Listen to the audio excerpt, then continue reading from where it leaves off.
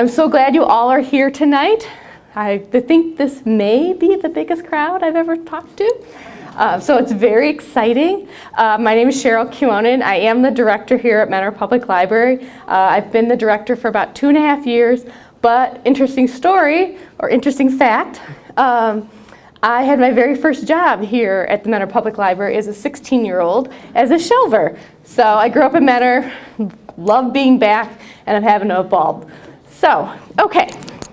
I also wanted to say that my husband here is with me, and a little bit about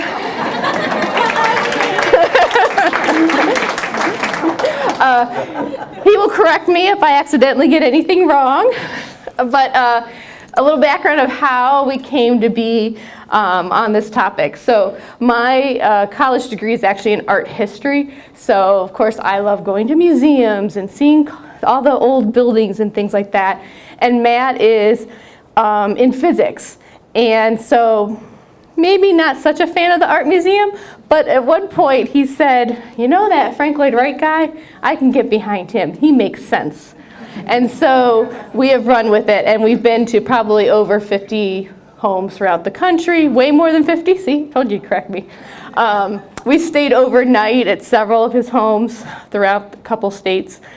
So without further ado, let me ask you guys, just a show of hands, how many of you guys have been to a Frank Lloyd Wright house? Oh my gosh. So I should have asked how many haven't. So how many have been to something other than Falling Water? Because Falling Water is probably the most well-known. Oh gosh. Okay, so now how many of you guys have been to, I'm just curious, like Scottsdale, the Arizona area, a few? How many have been to, like, let's say, Perry? Oh, you've been to Perry. Nice, nice. Yes, we'll talk about a few. I don't really talk too much about that one. I will focus a little bit on one that's here in Lake County. Besides that is the Penfield House. So really, I am just touching the tip of the iceberg because there are conferences every year about the life of Frank Lloyd Wright and his works. I mean, multi-day conferences. So in 1 hour, you're getting a very abridged version. I'd like to start talking about Frank Lloyd Wright and his strong belief in himself and who he was as a person. Some of you might call it arrogance, but we're going to call it strong belief in himself. And when he was in his 80s, how many of you guys remember Look magazine? Okay. Well, he did an interview, and he is quoted as saying that he agreed on the witness stand that he was the world's greatest living architect. Now, his wife protested, saying, Frank, you should be more modest. And Frank replies back, you forget, Olga, I was under oath.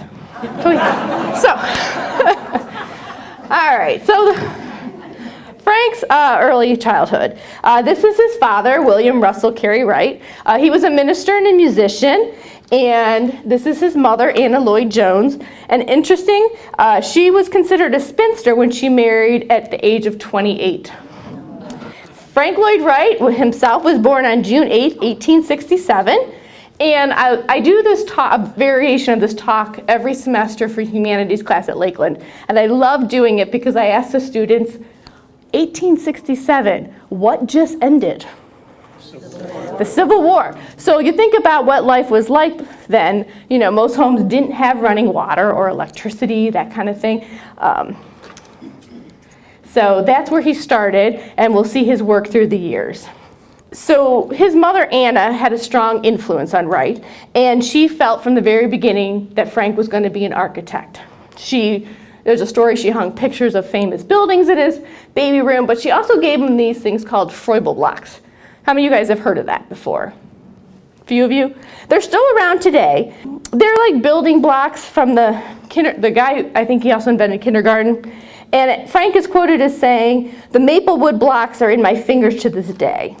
And I think this is an interesting slide where you can see how these building blocks here kind of did influence his design. So during Frank's first decade of life, the family moved around a lot because his father, though a minister, was perhaps not good at keeping the churches afloat. And so they often closed and they moved around. Eventually, in 1884, they filed for divorce, which was quite unusual, I would say, at the time. Frank stayed with his mother and actually never saw his father again. He would spend the summers at his uncle's farm near Spring Green, Wisconsin in his youth. So we don't know if Frank actually graduated from high school. What we do know is that he did go to the University of Wisconsin for a little while, took some engineering courses, wasn't the best student and left, and he decided to go to Chicago to start his career. And I asked my Lakeland students the same question, 1887, why would people be going to Chicago to start an architecture career? What? Skyscraper. Right, and what happened in Chicago that made it the center of architectural design? The fire, that's right. The Great Chicago Fire, which destroyed the inner ring of the city, and they had to rebuild, and that's when skyscrapers started to come. So Frank goes to Chicago and gets a job with Louis Sullivan. And Louis Sullivan really is one of the most well-known architects of the time. And here's the Sullivan building, the Auditorium, very typical, I think, of what you think of at the late 1800s in design, right? Inside, let's see if I can do this, kind of ornate up here, decorative, that kind of thing. This is one of Sullivan's most famous things, the Chicago's World Fair, yeah. So you can see Sullivan's design and influence. And here's a piece that they worked on together. And I think you can start to see the blending of the two design elements. Here is Sullivan. Here is Wright. A little more plain, a little more linear, a little more, this is on a sidewalk, kind of conscious of where the windows are, where placement is, that kind of thing. So Wright starts working for Sullivan. He also then meets Catherine. And Catherine and him get married. They actually eventually have 6 children together. Catherine's family does have some influence in the city, and they move to the suburbs, and that is Oak Park. Has anyone been to Oak Park? A fair number of you. So it's a beautiful city with beautiful old homes. So at the time, though, it was really the suburbs, and they were building all those homes. And so Wright started moonlighting and being the local architect, because it was a lot easier for the people to use him, who lived in the neighborhood, than to go all the way to Chicago and hire some big fancy firm to design their home. Wright builds his home in this town. And this is a famous picture that if you've been to Oak Park, they would have shown you. So this is Wright, this is Catherine, one of their kids, and this is Anna, his mother. And they always talk about this little triangle here and the dynamics of that. Anna actually eventually lived basically like next door to them. So Catherine had her mother-in-law living next door. I'm sure that was fun. See, I know you guys know, whoever laughed. So this is the home that he designed, and it is open for tours. It was very different than other homes that would be designed at the time. I mean, a lot of people would think of like the old farmhouse, the gingerbread, that kind of thing. And this is the front of the home. So a lot more simple, I would say, in design. And this is what it looks like today. So this is the front of the home, and this is his architectural firm he ended up building. So that's an addition. He worked from his home. There's a funny story. Over here is a dining room, and originally was built, it had pretty decent sized windows, and then one of those like ugly Victorian homes went up next door, and so he boarded up the windows and made them like little clear stories so he didn't have to see that house while he was eating. I'm sure they were very good friends, very good neighbors. But this home has a few features that we're going to see throughout all his years of designing. And one of the things that Wright loved to do was he did built-ins. And part of that was so he could control how you use the space and what you did with the space. So this is the front of the home, and he raised the windows up a little bit so that gives a little bit of privacy from the street. And though Wright always said he wanted to create a truly unique American architectural design, and maybe the other architects were influenced by European design, Wright was definitely influenced by Japanese design, for sure. And he was an avid collector of Japanese prints. A couple of things in his home that he often did is he put the chimney in the center of the home, And that gave some structural support to allow him to do walls, a window on the outside. Not fairly unusual at that time. This is the children's play area. And as I said before, he was very conscious of what the room was used for. And so what he did is, this is a big vaulted ceiling, except that the vault starts around 5 feet. And he did that because he wanted the kids to feel in proportion to the room, because it was their playroom. Wright did get influenced by his father with his love of music. We're going to see that throughout. They would do plays and music and stuff in this playroom. He also was very conscious about space and where you should be. This is the entrance to the playroom. It is quite narrow, not very tall. He called this compress and release, because when you're in the hallway, you're going to feel compressed and you're going to move towards the room, and then you're released into this room. And the room is going to feel bigger than it actually is because of that. And we're going to see this numerous times. So as I said, he started moonlighting. Mr. Sullivan found out, and of course he's like, "You can't do that, Frank. I'm going to have to fire you." And Frank started his own business from his home. And this is his studio that he created. Here is a map of the Oak Park neighborhood, and all these little blue dots are homes that he built. So during this period, he was working on what we often call the prairie style. And we're going to look at a few houses that have a lot of these features. We kind of talked about the central fireplace. That also allowed him to open up some of the floor plan, the windows, the built-in furniture. One of the more well-known of these is the William Martin House, and it was built in 1903. So this home is 116 years old. It does not look like a 116-year-old home, does it? Not what you would expect. It has a lot of the features we just talked about. It has these deep overhangs on a low-pitched roof. That, there's not air conditioning at this time, but these deep overhangs kind of blocked out direct sun to try to keep the rooms a little cooler. The windows are raised up here for a little bit of privacy so people couldn't necessarily see what you were doing. And then the biggest thing, and we're going to see this throughout, is he liked to hide the front door. Like a traditional farmhouse or whatever you think of has the front door smack dab in the middle. You know where it is. Frank always used to say 2 things. It should be a journey of discovery, and only those you've invited should know the way. So an important person to note is that this is the William Martin home. His brother is Darwin Martin from Buffalo. Darwin Martin ran the Larkin Soap Company out there. Darwin really became an advocate for Wright. He was a big fan. He helped Wright out numerous times throughout his life, saved him financially, a bunch of different things. This house is in Buffalo. They have done tons of remodeling of it. You can tour it. They really have done a huge investment in restoring this property and everything. So it's worth a tour. And you can kind of see those features we were just talking about are going on here. There's the Larkin Soap building that Wright did design. It no longer exists, unfortunately. We're back to Oak Park, and a couple buildings that you can tour is the Unity Temple. It's a church. It's still an active church, but they do allow you to walk through. And it has the same things we were just talking about, these deep overhangs to protect from direct sun. Inside, it's got these 4 corners here are the stairways to the 2nd level.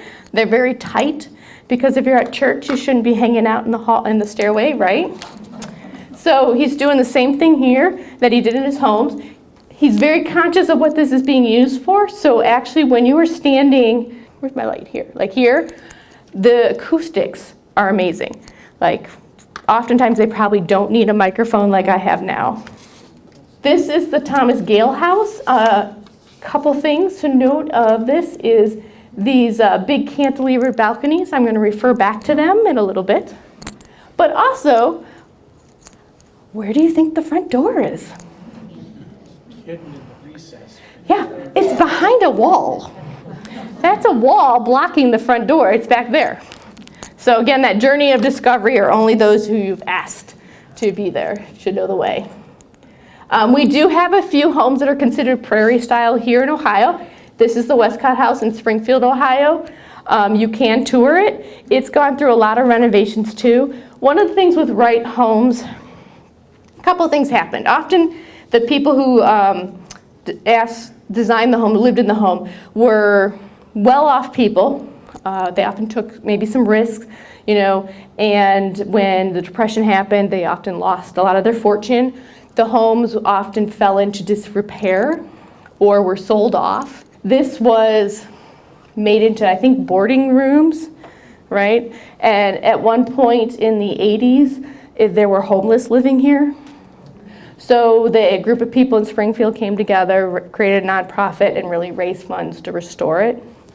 There are prairie houses throughout our country, actually. This is in Mason City, and you may know Mason City from a very famous musical, and I can't think of what it's called. Music Man. The Music Man, yes. The gentleman who wrote Music Man is from Mason City. So if you go there to see the Music Man stuff, you can also tour this home. Probably the most famous prairie house is the Roble house in Chicago. That's now on the University of Chicago campus. It is, I will tell you, it was finished it started in 1906, but wasn't finished in 1910, and it cost $66,000 at the time, which would be, I don't know, maybe $1.5 million today. As I mentioned about the people who asked for Wright homes, Frederick Roble was an engineer and industrialist, and he wanted a house full of light with views of the street, but he didn't want his neighbors looking in. So he created this massive cantilevered porch. This is the sidewalk on the busy campus. This is the first floor. So he raised it up quite a bit to give that privacy. Wright wanted the houses to always feel planted on the property, so he was very conscious on the brickwork, kind of here. But actually I want to point out here, there's something missing on this home here that I would bet if you have a home here in Northeast Ohio, you probably have. Landscaping. Well, garage, yes, but that's not, when it rains, we have downspouts and stuff. Wright would build those in. So actually inside here are built-in gutters, and then generally there's like a little thing in the ceiling where the water would come out and hit like a divot of concrete and then run off. He didn't like gutters because they kind of ruined the look. So you know how practical that is when it's winter and raining and all that and water damage. But, I do agree, it gives a nice look to the home. So as I said, he wanted that linear look, that planted to the ground, so he would have the masons use 2 different kinds of mortar, and he would have them rake this really deep and then use a mortar to match the bricks to give that look, that line. Now if we did that today, oh my gosh, the cost would be crazy. If anyone has read the book Loving Frank, you may have heard of Cheney, the name Cheney. Wright designed a home for the Cheney family. Wright began an affair with her. The Cheneys had 2 children. They, of course, got found out. It definitely was not socially acceptable in that time period, and there was a lot of controversy going on with it. So they actually went to Europe together to kind of see if the talk would die down. There she is.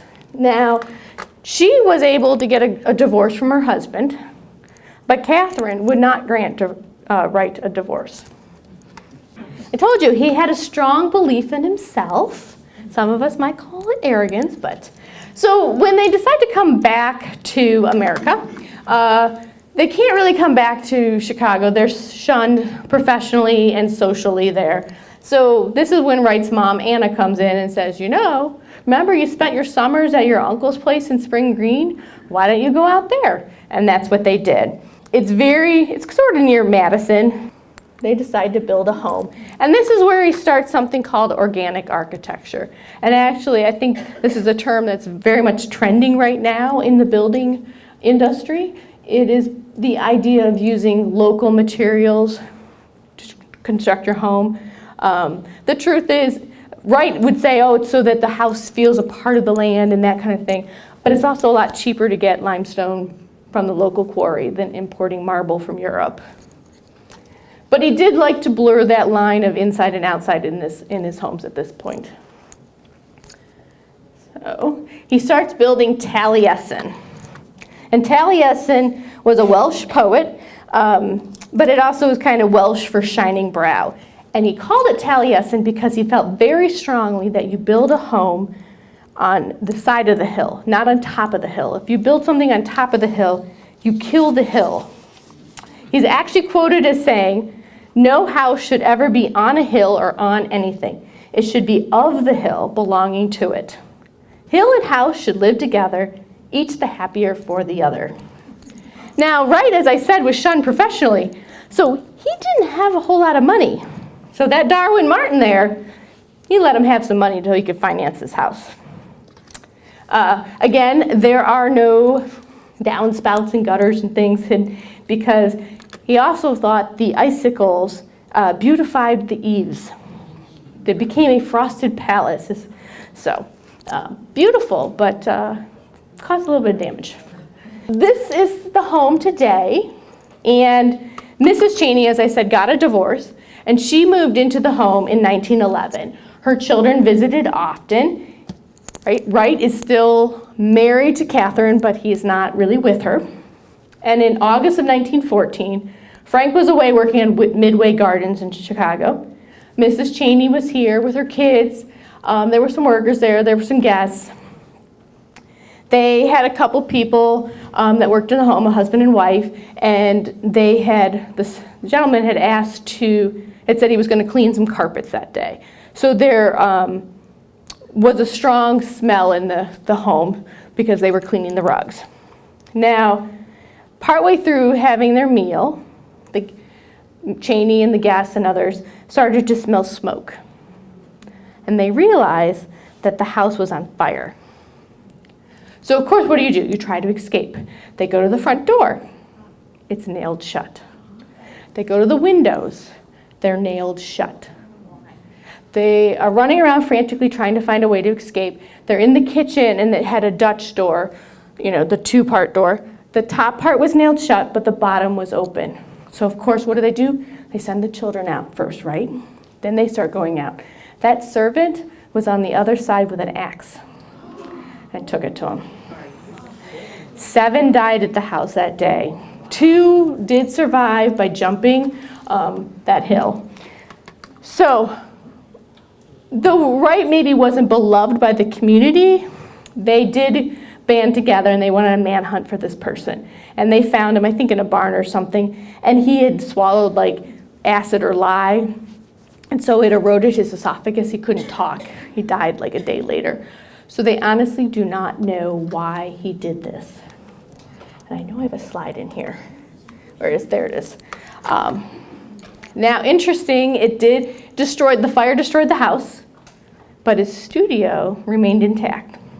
Now, as I said, Wright was in Chicago on Midway Gardens. He finds out there's a fire. He hops on a train. There's a lot of newspaper there, what we might call now paparazzi, and he actually finds out from them about Mama and her children's death. Frank truly is devastated by this, even though he never married her. This is my own personal opinion, as I do think he truly, truly loved her. They were really good together, and he vows that he will rebuild. He does rebuild, and in 1925, the house actually caught fire again by lightning, but it did not destroy his studio. It remained intact too. So he's quoted as saying, God did not approve of my personal life, but he approved of my work. But throughout the rest of his life, he was also concerned about lightning and fire-safe homes and that kind of thing. It definitely affected him. So as I said, Wright is truly devastated by this loss. And he receives thousands of letters of condolence. And one of them is from Miriam. And they start a relationship together. And as you can see, they met in 1914. Catherine finally grants a divorce in 1922. And the law at the time is you had to wait a year to remarry. So he gets remarried to Miriam in 1923. And then almost immediately, they start divorce proceedings. There are all different theories about Miriam and her stability or lack of it. Some people feel that she was maybe bipolar or a morphine addict or schizophrenic. There's lots of theories on that. But it got very, very messy. During this time, he goes to Tokyo and designs the Imperial Hotel. And he's there for quite a while. He actually takes a room there. His mother joins him. Now, the hotel is not there anymore, but one of the stories is that, the area was prone to earthquakes, and so Wright was very conscious of that. And when he designed the home, or the hotel, he put these pillars deep in the ground so that the hotel balanced on it, kind of like a waiter and his tray, so that when they did have a fairly significant earthquake in 1923, this did survive, and actually people did stay here whose homes were destroyed. This is what's left of it. The facade is actually in the museum there in Tokyo. During that time, he does his concrete block houses in California, and many people feel that they reflect his sadness at Miriam's death. They're very somber. Some people think they're tomb-like. This is Hollyhock. You can tour this house. It's really based off of, let's see where it is. This is the Hollyhock design here. This is in the middle of LA. Let me that's the view. It's amazing, so I highly recommend it if you're ever out there. And he did several other houses out in this area. And you might see this, recognize this design. This is used in a lot of, actually, if you have anyone who plays Minecraft, you may see this design. Yeah, so your grandson will recognize this pattern of this from Minecraft. A couple other houses that are out there in the California area. A lot of these are privately owned. This one is in pretty deep, needs some repair, obviously. So as Wright is working on getting a divorce from Miriam, he meets Olga Vanna. This is in 1924. She's a dancer. She's 26, and Frank is 57. She's considered very attractive, but also shrewd, sensible, and smart. And almost from the day until his death, Olga Vanna is at his side. As I said, they're getting divorced. The 1930s hit, which is the Depression. And a couple things happen. Frank's not getting a whole lot of jobs. It's the Depression, people aren't building. So Olga Vanna suggests he write his autobiography for money, and he does. Some people might say that this is a work of fiction, or there is maybe a little bit of exaggeration, but it is interesting. He updated it numerous times throughout his life. He also, Olga Vanna was very, as I said, intelligent, and she said, Frank, when you have apprentices, we pay them. If you create a school of architecture, they pay us. And that's what they did. They created the Taliesin Fellowship. It opened to 30 students. They each paid $1,100 in tuition, and there was actually a waiting list of 27. And though this picture doesn't show it, he did also accept women, and that's something to note on that. Now, as part of their education, Wright had his students finishing things started by the contractors because he couldn't pay for them. It was real-world experience. And then in the evenings, they would have music. While his School of Architecture is going on, really probably the most famous phase of his life starts, and that's falling water. The Kaufman family of the Kaufman department stores was looking for a summer home. They had this beautiful piece of land picked out, and they called Wright and asked him to design a home. Now the story is that Mr. Kaufman called him and said, hey, Frank, it's been a while, I haven't seen any drawings. I'm on a train, I'm going to be at your place in 3 hours time, I want to see these drawings. And his students kind of freak out because there are no drawings. And so the story goes that Frank sat down and he sketched the entire falling water layout. He said he shook the design from his sleeve like a magician. Now, in truth, obviously he had been thinking about this because when we look at this, remember that house, that Gale house? Kind of like a miniature of that. This is kind of that on steroids, I guess. So he sits and he designs the falling water that a lot of you have been to. Now it's interesting because a couple things happened.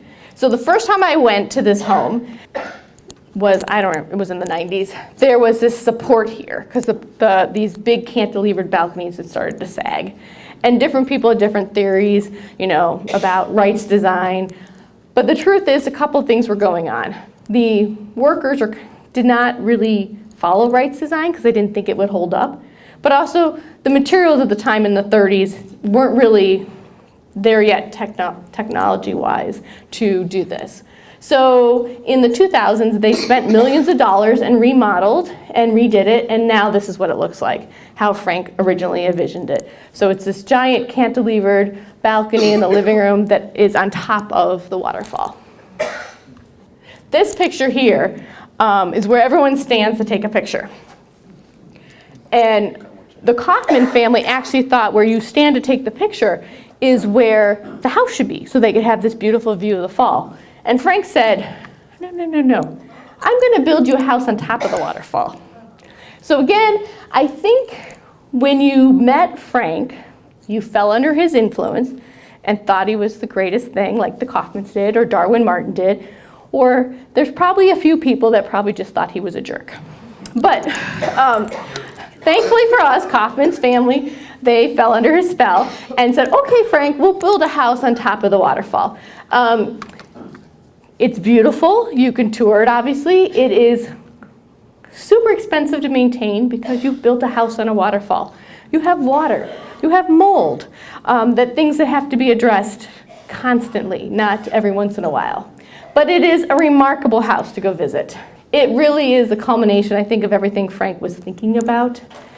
He would do these giant balconies, and this is cute. He loved doing these windows that would open in the corner and have no bars. Now, when Frank designed this home, there were not screens. This is Pennsylvania, very much like us, in the summer, humid. There are mosquitoes. So Mrs. Kaufman had the screens installed. Frank did not like the screens, but it is what it is. This rock is built into he built the room on top of the rock as part of the rock. Here is the little walkway that leads from the living room. Now, again, Wright was very good about design because when you open this, there's a beautiful draft of air that comes through and keeps the house at a very nice temperature all year long. A couple other, let's say, bigger buildings that Wright got after this, because this falling water put him on the map. This man is basically 70-ish, and he is now like the architect. And so he gets some other gigs. The Johnson Wax building in Racine, S.C. Johnson, a family company. This is their corporate buildings. You can tour it. This is the inside. You may have seen this from movies and other things. It's been used a lot for future sci-fi stuff. Along with that, there is Wingspread, which was their private home, right? Yeah, that's outside. And you can also tour this. And then, as I said, Frank was getting up there in age, and the winters in Wisconsin, in that Spring Green area, were getting a little hard for him. So they decided to buy some land outside of Scottsdale and build his Taliesin West. Now he has the students build it, because this is real world practice. And this is probably the epitome of organic architecture, because they basically took what was on the land to build the structure. And you can go down and visit it now. What I love is here's where the music was. So his students, they worked hard all day, they built, and in the evenings, they had music and song and dance. And if you're standing at the front of this, like the stage area, the acoustics are perfect for that person back there. So again, very, very aware of the purpose of the space that you're using. He is using a newfangled thing called plywood in much of his design. But he's still doing the same things he did in that Oak Park house. He's doing built-ins. He is influenced by the Japanese design, but he's using plywood now. If anyone goes down to Florida, just outside of Orlando, maybe about an hour from there, is Florida Southern College. He designed all the buildings there, so you can walk around. For individual home designs, again, he becomes much more famous because of Falling Water, and he creates something called Usonian. And Usonian is sort of a play on the word useful and United States of America. This is his vision of what the suburbs should be. And we have a couple of those in this area.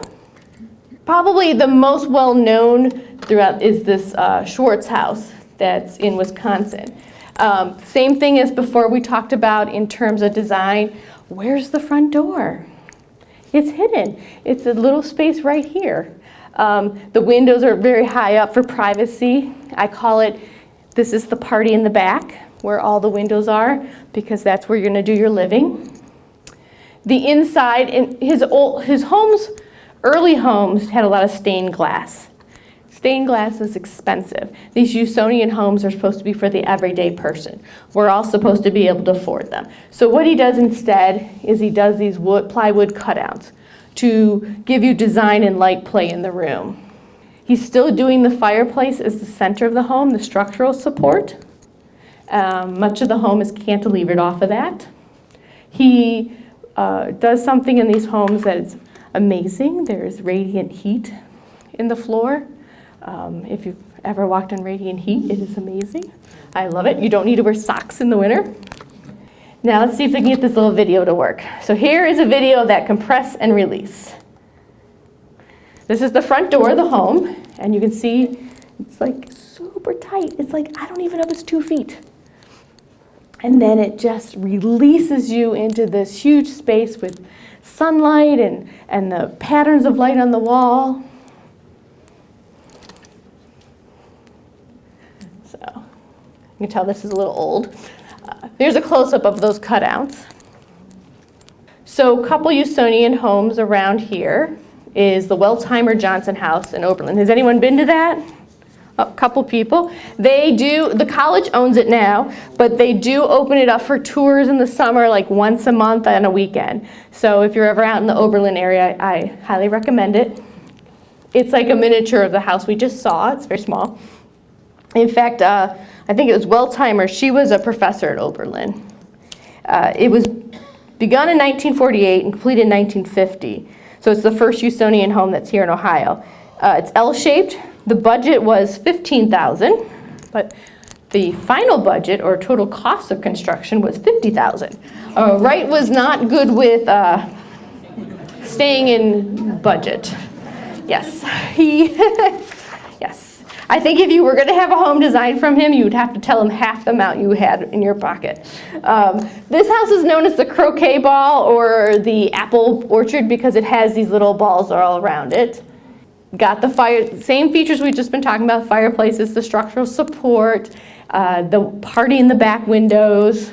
It's got a very narrow hallway to the bedroom, so it's compressing you, so you're moving to the bedroom or to the living room. You're not hanging out in the hallway. I think did someone say they'd been to the North Madison house? Yeah, this is privately owned. It's a beautiful, beautiful home. There's a couple others in Canton. This house, Wright really started loving the flat roof for the look and the line and the linear and planting it to the land. But of course, Northeast Ohio in the snow belt, probably not the best. This house is privately owned in Canton, and they have restored this. It is pristine. It is amazing. There's another one. This one, last time I saw, an investor from New York had purchased it. Then they lost their funding, and I honestly don't know where the status of this is, but it was in pretty bad shape when we saw it a few years ago, unfortunately.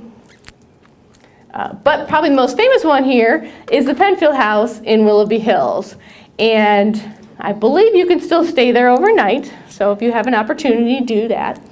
Mr. Penfield was an art teacher in Mayfield, big admirer of Wright. His wife had some land here in Willoughby Hills, and they contacted Wright to design them a home, but he did say, I have one catch. Mr. Penfield was 6 foot 8 inches. Now, for perspective, Frank was maybe 5 foot 8 inches with shoes on. He always had a joke about if you were over 6 foot, you were a weed. If you go to his homes and you are over 6 foot, you may bump your head. That happens a lot, right? Yes, he's 6'1", so he's done that. So Mr. Penfield said, look, I want you to design me a home, but I need to fit in it. I cannot be bumping my head in my home. And Wright, ever accommodating, said, first he verified that he was actually 6'8", and then he said, I can do this. So this is the front of the home. I would say that it's really not much to look at. You've got these clear story windows, again, that privacy. This is the back of the home. And I have a couple better pictures, but there's your carport. Where's the front door? It's behind it, right here. So again, a little bit of a journey. Here's the full back, so that party in the back kind of thing. And so what Wright did is basically made this home feel tall and I would say narrow. But he's doing that organic architecture. He's truly blurring the inside and out. This is, it has that radiant heat floor. It's concrete. It's painted this Cherokee red. That was Wright's favorite color. And it's out here on the patio. So it's kind of blurring the inside and out. Here's the inside. He's got his built-ins that he is controlling the space. Again, potted area, plant area here on the outside, blurring that. Now I will say that Mr. Penfield, to his credit, I think he had $25,000. And when he hit that, he said, we're done. And this home did actually not have that built in, didn't have much. Mr. Penfield's son, Paul, in the early 90s, mid-90s, became the owner of the home when his father passed and finished it and refreshed it. He used the designs and plans of Wright, furniture and things to do it. He also, this is all cherry wood, and it's from the property. They cut down the trees, planed it, all that. So again, features that we've talked about, that central fireplace, some of the structural support. What he did do, here you go, this is the stairway to the upstairs. It's very narrow. I don't think it's 2 feet wide. And I will say that when they've had events there, we've been there, there are some people who, because it's sort of open, have trouble going up the stairs because it's so narrow and so tight. It is a little off-putting. It's a very different feeling. It also means that the bedrooms can only fit certain size beds because you can't get them up there. But Wright would say you shouldn't be hanging out in the bedroom. That's not where you do your living. So finally, I think I have a couple other Usonian homes. This used to be open to stay overnight. I don't think it is anymore. But the features we've just seen, the front, nothing to talk about. The back, it has all the fun. But this house is very modest. It's only 2 bedrooms. But it feels bigger. And if you ever have an opportunity to get it in a Wright home and not be on a tour, but to stay there, you feel differently in a Wright home. He's very conscious of you and how you fit into that space, as opposed to homes that probably most of us live in, which is just a structure in a room. You just feel differently in it. I can't explain it, but it's different. This house in Ann Arbor used to be in a bunch of commercials, and it was in a movie, so a lot of Wright homes do get commission for that. The greatest thing about this house was the lady who had it built, she lived in this until she couldn't. She was in her 90s, and she made no changes. If Wright didn't put it there, it didn't get put in. And so she had asked Wright for a basement, and she wanted a laundry room. Wright, ever accommodating, gave it to her, except this is the front door. So for the 50-plus years she lived in this house in Ann Arbor, Michigan, so we know where the winters are like, she had to walk out this front door, down these stairs, and around the corner of the car park was the door to the basement to do her laundry. Amazing home. The other crazy thing about this home is it's based on the shape of a triangle. There are only like 2 90-degree angles in this entire home. Everything is a triangle shape. Even the mattresses were angled. They were weird. This house, I think, you've probably, I don't know if it's been used in movies, but it's inspired design in movies. Summer play. Pardon? Summer play. Yes. Yeah, so. And if you go to Falling Water, right down the street is Kentuck Knob, and it's worth a tour because it's a different feeling, a different home. Right? Falling Water is amazing, but it kind of feels museum-like. this is a chance to get a little bit more of a feeling of what a Wright home feels like. The Hagen family had a design. They were Hagen ice cream. And then they sold it in 1986 to Lord Peter Palumbo of London. He's the one who opened it up. So it's actually filled with a bunch of his mementos and things, so you can kind of see how a person lived in the home. Some say that the next phase of Wright's life was just beginning when he got this gig in, 1943 from the Guggenheim to design a museum. This is based on a nautilus, so again from nature. People hated this design. In fact, when Solomon Guggenheim died in 1949, he put in his will that the money would be set aside for Frank Lloyd Wright to build the house. Had he not done that, museum. Had he not done that, I'm not sure this would have been built. Even though now it's a classic. When you think of New York and you think of the Guggenheim, this is what you think of. All right, well, I would say that some people think that Wright is the most influential architect of our time. He died just shy of his 92nd birthday in 1959. So remember we said he was born in 1867, running water, electricity. He saw the advent of cars and TV, and he designed and worked basically for 7 decades. He was designing stuff. He had stuff on his drafting board when he died. So, in fact, Ogilvana set it out and billed everybody because they needed the money. He designed about 1,000 structures. Of those, 400 or so were built. He described his organic architecture as one that proceeds, persists, creates according to the nature of man and his circumstances as they both change. And truly, he was a pioneer, I think, whose ideas were ahead of his time. And oftentimes, he did have to fight for acceptance. So that concludes my talk. Let's see, let's get to these are some of his other buildings just out there. This has been used in a lot of movies. So now, does anyone have any questions that I might be able to answer? What was his aversion to attics and basements? So what was Frank Wright's aversion to attics and basements? You kept stuff. He didn't think you needed to keep as much stuff as we do today. I, of course, disagree because I like stuff, but that was his feeling, is that if he gave you a basement, you'd just fill it with stuff, and that wasn't part of useful for the home. That's a good question. Anyone else? Yes? With his last wife, the young one, did he have any children, and were they tempted to follow in his footsteps? So with Olga Vanna, his third wife, yes, they had one daughter. She did not marry, I don't think, and she didn't have any kids. But his 6 children from Catherine, actually, he had 3 girls and 3 boys. 2 of the boys became architects. And one of the boys, so Wright's grandson, is also an architect. And one of the boys designed Lincoln Logs. One of the Wright boys created Lincoln Logs. So there's still there are some Wrights out there still. Any other questions? Oh, yes. Did he get divorced from the third wife? No, he stayed married to Olga Vanna till his death.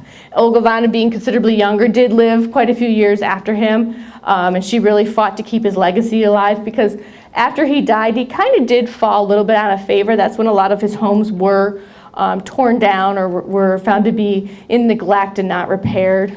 So, but also she was working to make sure that she had money. Yeah. And someone over here?